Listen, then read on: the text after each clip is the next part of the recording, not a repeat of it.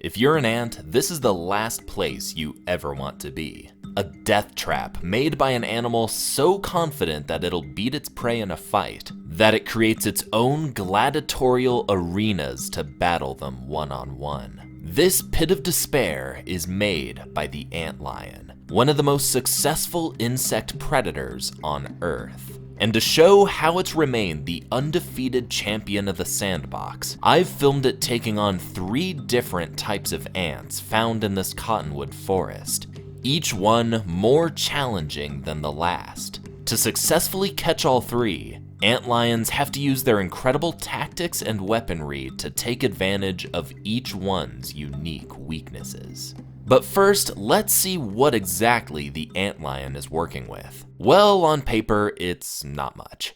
If being an antlion was a video game, it would have the worst controls of all time. You can only move in one direction, backwards. You can only tilt the camera one way, extremely quickly and violently upward. And you only have one attack, snapping your jaws closed. This guy would be an absolutely terrible fighting game character.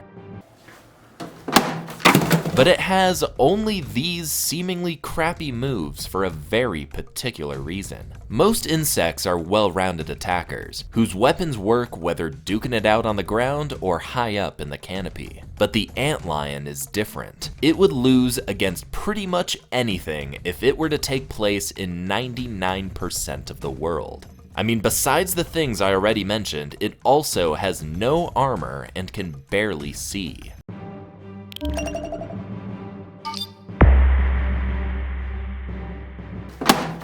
By sacrificing the chance to win anywhere, its entire body is designed to practically guarantee that it kills any insect, as long as the battle happens in one specific place, the bottom of its sandpit, its real-life domain expansion. This dirt divot turns the antlion's entire crappy moveset into one of the most overpowered arsenals in nature. No armor? Doesn't matter because it hides beneath a shield of earth. Can't see well? Well, it doesn't need to. Its body is covered in sensitive hairs that detect anything moving on the sand. As for how its other abilities shine when they're used in this arena, let's have the antlion show them off against its first opponent. An agile predator with enough skills to hunt down spiders and even wasps, the acrobat ant. These ants come equipped with a venomous stinger and can move it with more flexibility than almost any other ant. But all that agility becomes meaningless when it falls into the antlion pit. The steep 45-degree angle and loose terrain of the walls slow down the ant's escape, and its vibrations alert the waiting antlion. Anywhere else, its ability to quickly fling its head up would be completely useless, but here it uses it like a catapult to hurl sand at the escaping ant. It pelts its body like a barrage of boulders and causes the ant to come tumbling down. Like a hippie playing with a hacky sack, it juggles the ant in the air until it lands in the death grip of the antlion. The ant doesn't even get a chance to fight back as it's dragged below the surface. Even though the antlion can only move backwards, that's all it needs to do to pull the ant into its final resting place.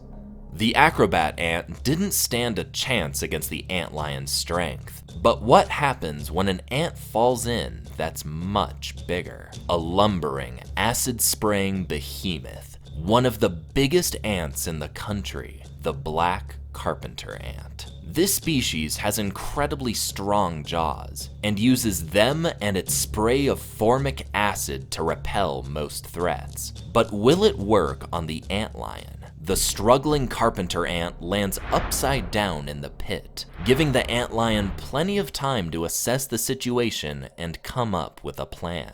The antlion bides its time, waiting for the ant to inch its way closer. But the carpenter ant isn't a pushover.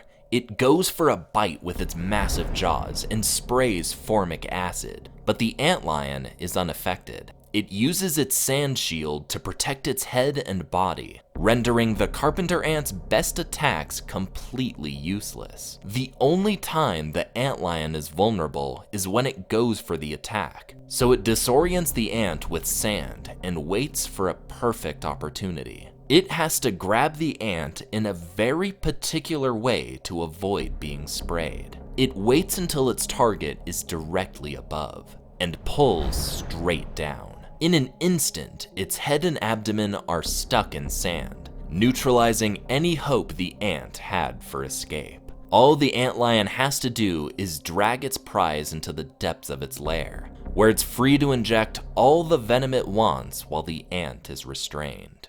The giant has been slain, but there's still one other ant in this habitat that's an even greater challenge. With jaws just as strong as the carpenter ants, nearly impenetrable armor, and a stinger filled with some of the most potent venom in the insect world, the rough harvester ant is the final boss, the most challenging ant species that could possibly fall into the antlion's pit. Their colonies can be home to 15,000 workers who spend their day harvesting seeds and dead insects from the surrounding landscape.